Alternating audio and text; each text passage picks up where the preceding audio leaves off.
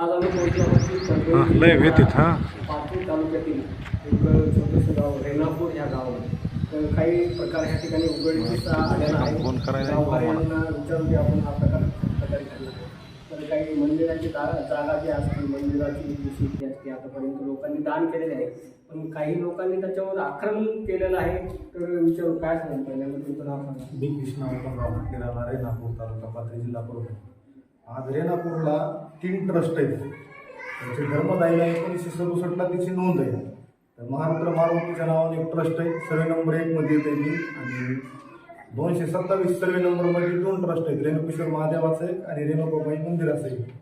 तर त्या ट्रस्टला आमचं काय म्हणणं होतं, आम्ही कमिटीच्या वतीने एक अर्ज केला की रेणापूरच्या महारुद्र मारुतीच्या म्हणजे धर्मदायीला नोंद आहे त्याची, की धर्मदायीला नोंद त्या काळात काही माणसाने मंदिरात जीर्णोद्धार होण्यासाठीच केलेली, का त्या मंदिराला काही जर जमीन सुटलेली असली तर त्या जमिनीसाठी आम्ही अर्ज केले किंवा शासन दरबारी आम्ही अर्ज करून आमची मागणी की जर असल त्या मंदिराला जमीन सुटलेली तर ते देवस्थानाला भेटावं. तसंच सर्वे नंबर 227 मध्ये बी 2 देवस्थानाची नोंद आहे, आणि रेणुका देवीच्या मंदिराची एक आणि महारुद्र मारुतीची एक. तर त्या देवस्थानाला बी जर समजा जर सुटलेली असेल तर ती बी भेटावं, त्याच्यासाठी आम्ही अर्ज केले. तर त्याच्या 227च्या सर्वे नंबरचा गट नंबर आला आता 496. तर 496 मध्ये बकळ जमीन आहे. जर देवस्थानाची जर असेलच तर ती कुठं आहे आणि नेमकी किती, याच्यासाठी आम्ही अर्ज केलाय. तसंच सर्वे नंबर 1 मध्ये बी आम्ही तसंच केलंय की सर्वे नंबर 1चा गट नंबर बी 1च आला, पण गट नंबर 1 मोठा आहे. तर त्याच्यात जर रान असेल देवस्थान असेल तर ते कुठंही ते भेटावं, नसलं तर भेटणार बी नाही, तसं काय नाही. जर असलं तर त्याच्यासाठीच आमची मागणी आहे. बरोबर आहे. म्हणजे तुमचं म्हणणं आहे की जर जी मंदिराची जी जागा असेल, मंदिराची शेती असेल, त्या ठिकाणी काही लोकांनी म्हणजे त्यावर आक्रमण केलेलं आहे, तर ती जमीन असेल तर जी शेती असेल ती मंदिराला भेटावी, तुमचं हे म्हणणं. हो. तर ह्यापुढे तुमचा पाठपुरावा काय असेल? पाठपुरावा म्हणजे आमचं हे बघा, हे लोकशाहीच्या मार्गाने आम्ही त्याची शासन दरबारी अर्ज करून त्याची पूर्ण पूर्तता करून आम्हाला समजा जोपर्यंत समजा जरा त्याचा निकाल लागेपर्यंत आम्ही त्याचा पाठपुरावा करणार आहे. आणि याची पूर्ण कागद आहेत आमच्यापाशी. 1967ला याची नोंद झालेली, याचे सर्वे नंबर आहेत, आणि हे जे आहे तर हे जे गट नंबर आहेत हे दोन्ही बी गावाला लागतच आहेत बघा. हे आम्ही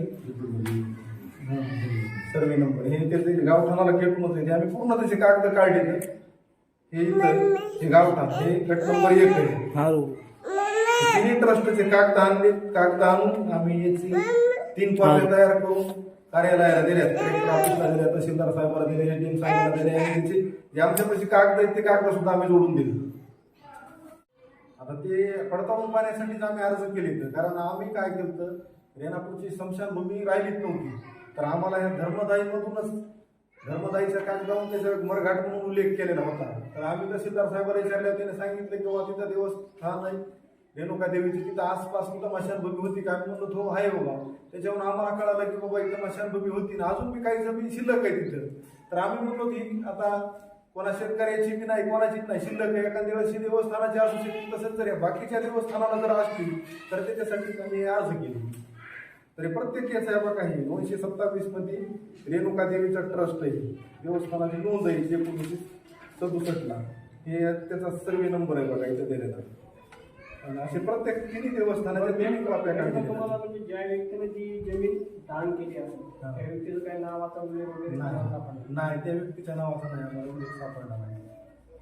कोणी दान केलेली काय झालेली हे माहीत नाही, आणि मंदिराला बी एक्झॅक्ट जमीन आहे का नाही हे बी माहीत नाही आम्हाला. असं तर देवस्थानाला भेटावं म्हणून आमचा लढा चालू. मग आता जे तुम्ही डॉक्युमेंट जमा केले सगळे, तुम्हाला मंदिराला कुठेतरी घेऊन हो आता तुम्ही म्हणताय की जागा वगैरे घेऊन काही नाही असं हो काय म्हणजे असली तर भेटावं. स्मशानभूमी आम्हाला तिथं काहीच नव्हते पुरावे, तर स्मशानभूमी भेटली म्हणून आम्हाला वाटलं की जागा आहे तिथं अजून काही. जर देवस्थानाची असली तर चला, जमीन जर बकळ असली तर देवस्थानाला होईल, थोडीफार असली देवाची सभा मंडप हे करून गावाच्याच कामासाठी येईल. बरोबर. तुमच्या गावामध्ये आक्रमण झाले आतापर्यंत आपण देवाला कितीतरी आपण दान केलेलं कमी पडत नाही, पण तुमच्या गावामध्ये असा प्रकार उघडकीस आला की कोणीतरी हे देवाची जमीन खायला बसलं, काय सांगा? देवाची जमीन खायला बसलेला असं म्हणता येत नाही, परंतु जी देवाची जमीन आहे ती तरी आम्हाला निदान भेटावी, जी आहे तरी ती तरी शिल्लक राहावी, या हेतूने आम्ही हे काम करत आहोत. किंवा जी आता सध्या शिल्लक जागा आहे तिचा तरी विकास व्हावा, तिचं तरी सुशोभीकरण व्हावं, तिचं सुद्धा समाजाला काही कार्याला यावी, या हेतूने आम्ही हा विचार केलेला आहे. किंवा आता तिन्ही मंदिरं मोठ्या प्रमाणात मोठाली झालेली आहेत, बांधकाम झालेलं आहे. तर ह्या असणाऱ्या मंदिराच्या भोवताला या ठिकाणी सुशोभित व्हावं, त्या ठिकाणी सभामंडप या ठिकाणी निर्माण व्हावे, समाजासाठी त्याचा उपयोग व्हावा, या हेतूने आम्ही हे सगळे कागदपत्र गोळा केलेली आहेत. आणि तसेच जी जागा मंदिराच्या आजूबाजूला जी शिल्लक राहिलेली आहे, आता ती नेमकी कोणाची आहे कोणालाच माहीत नाही किंवा तिच्यावर कोणाचा अधिकारही नाही. परंतु आता विनाकारण लोक तिच्यावर अधिकार जमवायले, आता त्यांच्या नावची नाही, कोणाच्याच नावची नाही समजा, आणि ती ग्रामपंचायतीला सुद्धा तिची नोंद नाही. अशी जमीन नेमकी कोणाची आहे आणि ती योगायोग मंदिराच्याच बाजूला होतील आहे. म्हणून ती अशा जमिनीला जर मंदिराच्या ताब्यात कधी झाली, मंदिराला जर ती लागू झाली तर तिच्यावर सार्वजनिक कामासाठी तिचा उपयोग व्हावा, कोणाचे एका व्यक्तीसाठी त्याचा उपयोग होणे असा आमचा हेतू आहे. या हेतूसाठीच आम्ही हे या ठिकाणी करत आहोत. बरं, मला एक बोलायचं की जेणेकरून की जमीन कोणाच्याच नावावर नाही असं तुम्ही बोलता.